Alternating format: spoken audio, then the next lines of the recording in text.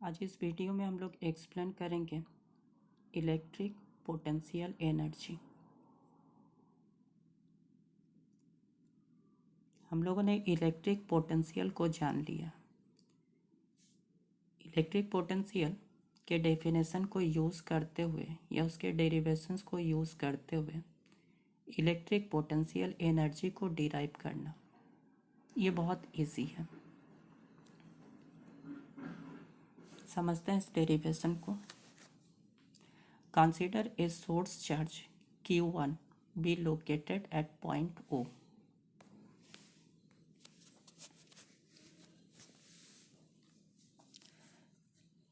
मान लेते हैं एक चार्ज Q1,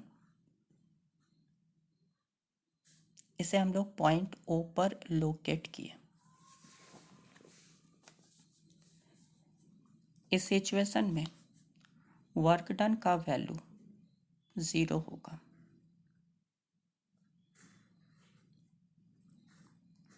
मीन्स इस चार्ज को अगर हम इन्फिनिटी से एक सर्टेन पॉइंट पर लोकेट करते हैं तो इस सिचुएशन में चार्ज को लोकेट करने के लिए we have to do no work done. क्यों हम लोग कह रहे हैं कि वर्क डन नहीं होगा? इस चार्ज को जब हम लोकेट कर रहे हैं तो इसके विसिनिटी में कोई दूसरा चार्ज है ही नहीं जो इसके ऊपर इलेक्ट्रोस्टैटिक फोर्स लगाए। तो चूंकि इस चार्ज के ऊपर फोर्स नहीं लग रहा, इट मीन्स इस चार्ज को लोकेट करने में वर्क डन भी नहीं होगा। नाउ मेरे पास एक दूसरा चार्ज है Q2 और इस Q2 चार्ज को इनफाइनाइट डिस्टेंस से हम एक सर्टेन पॉइंट पर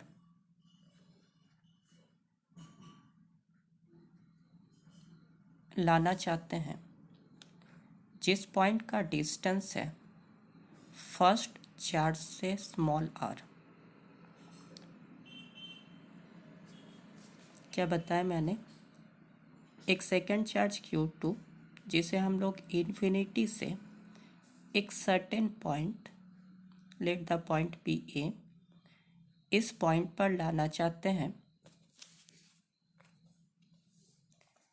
eight a distance small r from the first charge. इस सिचुएशन में we have to do certain amount of work done. क्यों? क्योंकि सेकेंड चार्ज के ऊपर फर्स्ट चार्ज अब एक फोर्स लगाना शुरू कर चुका है, that is electrostatic force of repulsion. तो इस फोर्स के अगेंस्ट में अगर हम लोग Q2 को डिस्प्लेस करना चाहे तो we have to do certain amount of work done. और इस वर्क डन का वैल्यू पहले भी हम लोगों ने कैलकुलेट कर चुका है, याद होगा आप सबको। पोटेंशियल एट पॉइंट ए, इसे हम लोग लिखे थे work done to bring a test charge from infinity to A divided by test charge. अंतर बस इतना है, वहाँ हम लोग का टेस्ट चार्ज था Q0 और इस सिचुएशन में हम लोग जिस चार्ज को Q1 के क्लोजर ला रहे हैं दैट इज Q2। तो I can write VA equals to W infinity A divided by Q2। क्या किया हम लोगों ने? सोर्स चार्ज को Q0 के जगह पर Q2 लिख दिया। नाउ ये VA क्या था? If you recall the formula for potential, मैंने पहले भी डिस्कस किया था, पोटेंशियल होता है हमेशा सोर्स चार्ज के लिए। तो यहाँ सोर्स चार्ज है Q1 और हम लोग कैलकुलेट कर रहे हैं potential at a point E जिसका डिस्टेंस R है। तो I can write V1 equals to KQ1 divided by R and that is equals to infinity to A पर लाने के लिए वर्क डन डिवाइडेड बाय वो चार्ज जिसे हम लोग इन्फिनिटी से ए तक ला रहे हैं, that is Q2.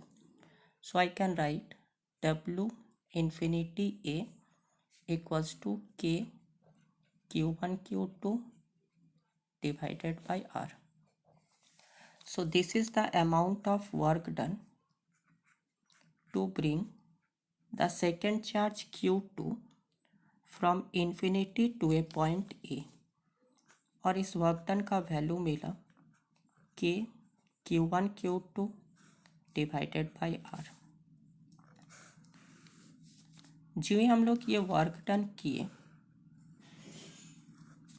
Now the second charge Q2 has been positioned to a point A, और हम लोग एक सिस्टम को असेंबल करने में कामयाब हो गए.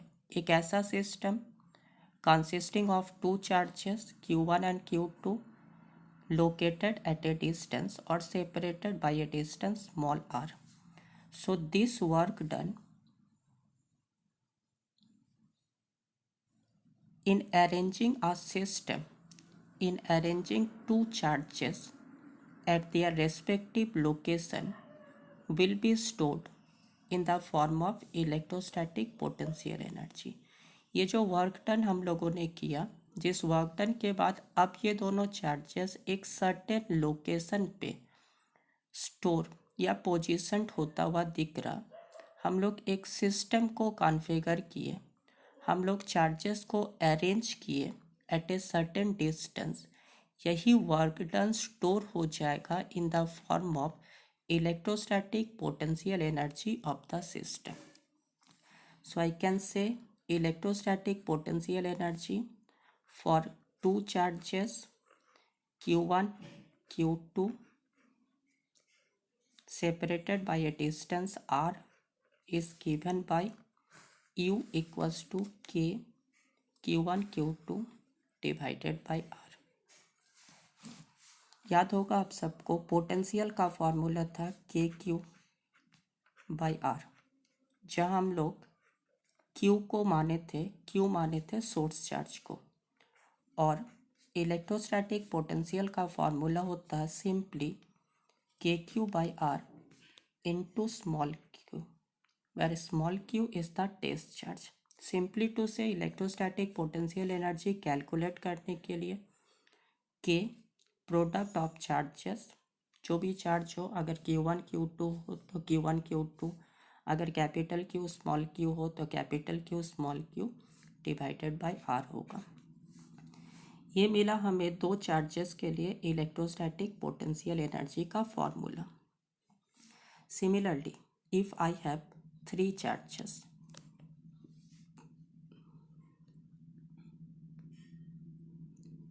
see this figure. Here we are seeing three charges Q1, Q2 and Q3. Q1 और Q2 के बीच डिस्टेंस है R12, Q2 और Q3 के बीच डिस्टेंस है R23, Q1 और Q3 के बीच डिस्टेंस है R13. So the entire potential energy of the system, as potential energy is a scalar quantity, तो हमें करना क्या है, दो चार्जेस के लिए पोटेंशियल एनर्जी को कैलकुलेट करेंगे. इस तरह का तीन अलग अलग टर्म्स होगा और तीनों टर्म्स को जस्ट ऐड कर देना. If I say potential energy of Q1 and Q2, this will be K Q1 Q2 divided by दोनों के बीच distance, that is R12, plus second term is potential energy between Q2 Q3, that is K Q2 Q3 divided by R23, plus potential energy for Q1 Q3, that is K Q3 Q1 divided by distance between them, that is R13. Similarly, if I have four charges Q1 Q2 Q3 and Q4, इस configuration का potential energy अगर हम लोग calculate करें तो हमें चार नहीं बल्कि 6 टर्म्स मिलेगा. Potential energy between Q1 and Q2 that is K Q1 Q2 divided by distance between them, that is R1 2, plus potential energy between Q2 Q3, that is K Q2 Q3 divided by R2 3, plus potential energy between Q3 Q4, that is K Q3 Q4 by R3 4, potential energy between Q4 Q1, that is K Q4 Q1 by R1 4। ये तो हुआ 4 terms. बाकी का जो 2 terms है वो दिख रहा हमें।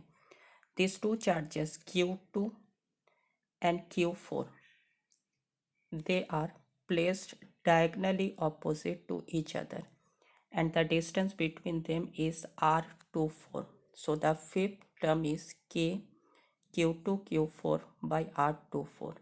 Similarly Q1 और Q3 के बीच डिस्टेंस हम लोगों ने मान लिया R13, तो एक और टर्म आएगा that is K Q1 Q3 by R13। So in total there are 6 terms in the formula of potential energy of a system consisting of 4 charges। Next video में हम लोग इससे रिलेटेड कुछ न्यूमेरिकल्स प्रॉब्लम सॉल्व करेंगे।